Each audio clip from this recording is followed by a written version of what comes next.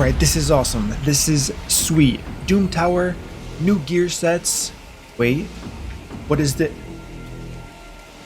Are you kidding me? People miss this. There's no way they picked up on this. Do they realize what this is gonna do? I can't even begin to explain.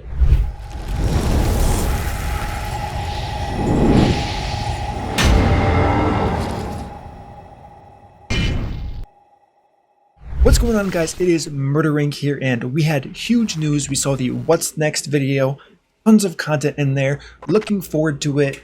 There is one thing that I noticed, maybe you guys noticed this as well. I'm not sure if this is going to be in a good direction.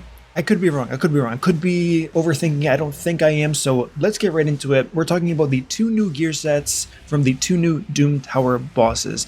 So let's go over exactly what I'm talking about here. The first set, 10% defense plus 40% resistance in a two-piece. Now, this sounds quite familiar to what you can farm from the Ice Golem, which is just 40 resistance in a two-piece. This gives an additional 10% defense.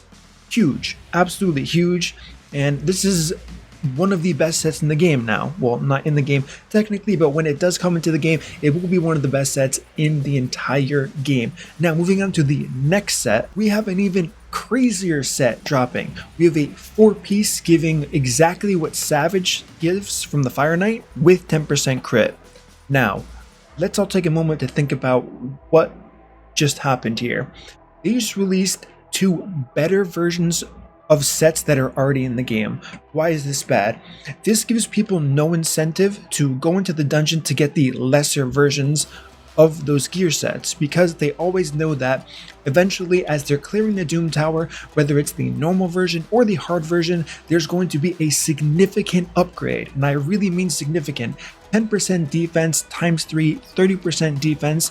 If you have 3 sets of the first set bonus, and then the second one you can only have it one time, but 10% crit. Crit's very hard to kind of work into gear when you have crit damage, attack, speed, all of these things, possibly even some accuracy. So any kind of benefit is going to be huge, absolutely huge. And I'm not sure how they overlook this and how this can impact a lot of mid-game to end-game players here, really lowering the value of pretty much all of their farming. Right now, I can say with these sets coming out, I'm hesitant to go into places like Ice Golem or Fire Knight if I do want a resistance set, or if I do want a Fire Knight set. Some of the biggest draws to those dungeons alone just got, in a sense, nerfed. Obviously, the word nerf is an over-exaggeration because nothing's changing to that set, but a better version is coming out, and it's going to be pretty much required, and whoever gets lucky first is going to have a significant edge. What does this mean? This is going to widen the gap once again between the players. Now, that fact alone, this happens in every single game. It doesn't have to be a bad thing. It's kind of like natural progression. As more content comes out, it's a little bit harder and players get a little bit better from the rest of the player base. The problem is this set could have been farmed, and they could have done so many other cooler things with this, in my opinion. One thing I really wanted to see from a new set in the Doom Tower is something completely new.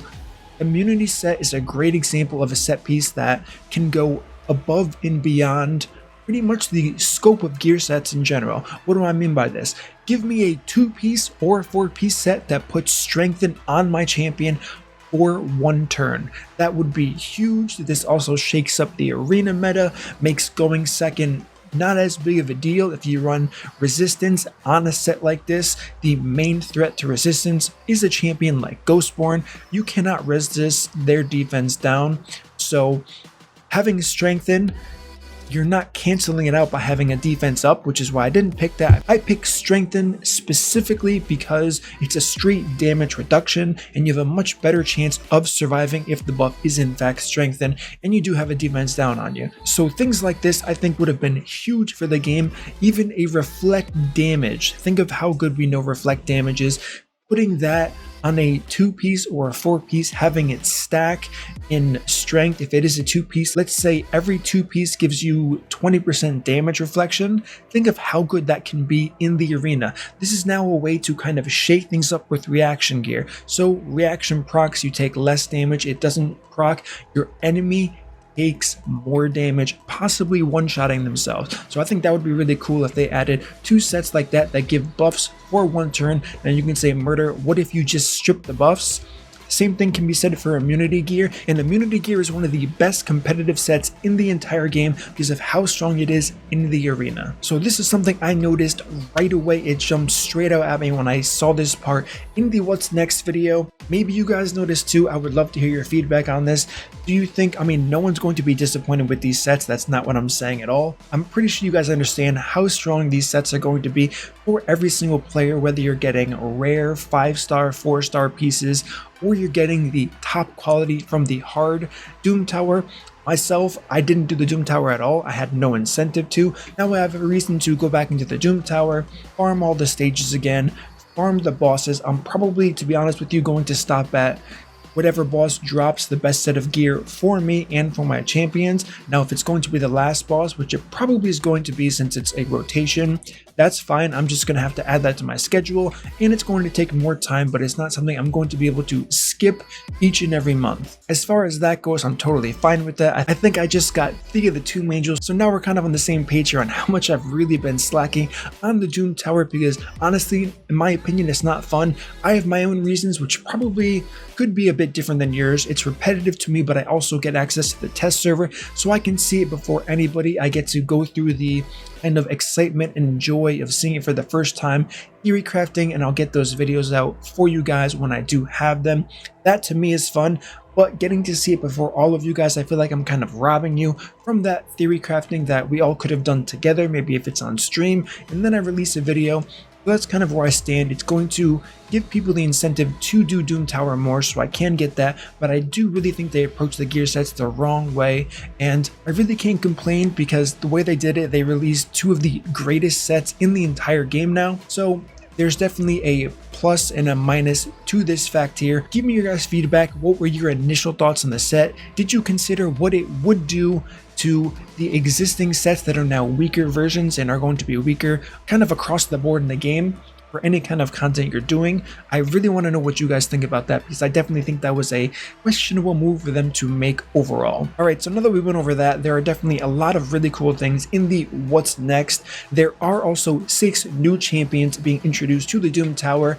I'm not going to make a video on that specifically because, as you guys know, I don't like reading skills in front of you guys. You guys can do that yourselves. Yes, you could kind of theory craft what they could do, how good they can be. 99.9% of the time, people are wrong. Look at Brogni. No one thought Brogni was going to be insanely good, and look at him now in the clan boss. Yes, you can say he's bugged, not working as intended, but still, that's just one case. Rhodos the Lost Groom was the same thing. Everyone thought he was going to be a terrible champion once they saw his kit. Look how he turned out. So at this point, I don't like to speculate at all. I did get some help from my awesome editor who put together a fantastic kind of infographic on the champion, what their skills are. I posted them in my Discord if you want to go over and check them out. Something you can reference to all the time, so you don't have to watch a 10-minute video on someone reading something to you that you could have read yourself. Alright guys, that's going to conclude my video today. Give me your feedback on these sets.